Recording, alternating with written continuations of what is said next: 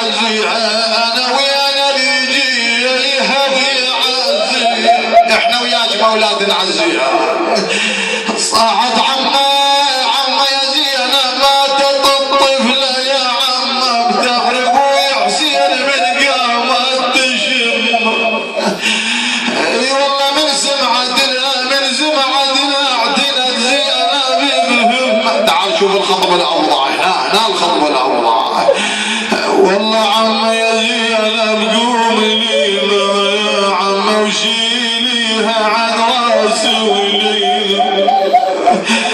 اي والله من بجيها ترى ماتت الطفله من بجيها.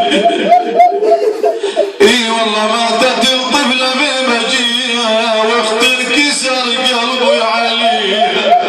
حق زين العابدين. والله عمات من قامت وشالت عبديها، والله من راس ابوها وعاينت ويلي عليها. والله ولا نفس بيها لانها اليتيمه مغمضه ولا نفس بيها. الله ما اعظم المصطفى. والله قامت فرد قام الحرم كل ينسويه، هاي التعب عويش تشمها رقيه. اي والله يا انا غلط عليا باللطم صبح ومسيء. ما حزن العابدين والله تعير المظلوم بدفنه، قعد مهموم والدمع يهله ويصيح الزذيره وانا هلا يعزوها هذا محل. الله ما حال الامام سلام الله عليه بهذه الحاله. شو تقول زينب عليه السلام بهذه الصوره؟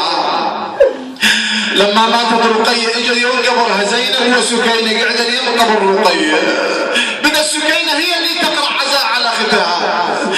قلنا اخويا تعني ادري يا شوف اخت الحسين اريدك واريد وياي تمشي ويا عدمن تظلين خويا وخلافنا عدمن تظلين.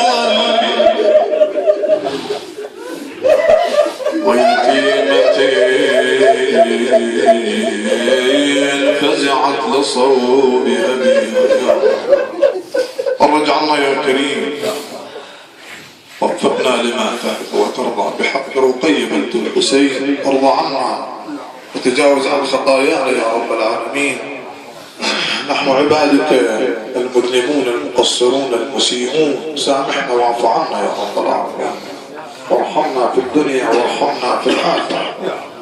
اخواني الجالسين والسامعين والمؤسسين اغفر لنا ولهم يا رب العالمين، واحشرهم في رحاب سيد الشهداء واهل بيته الطيبين.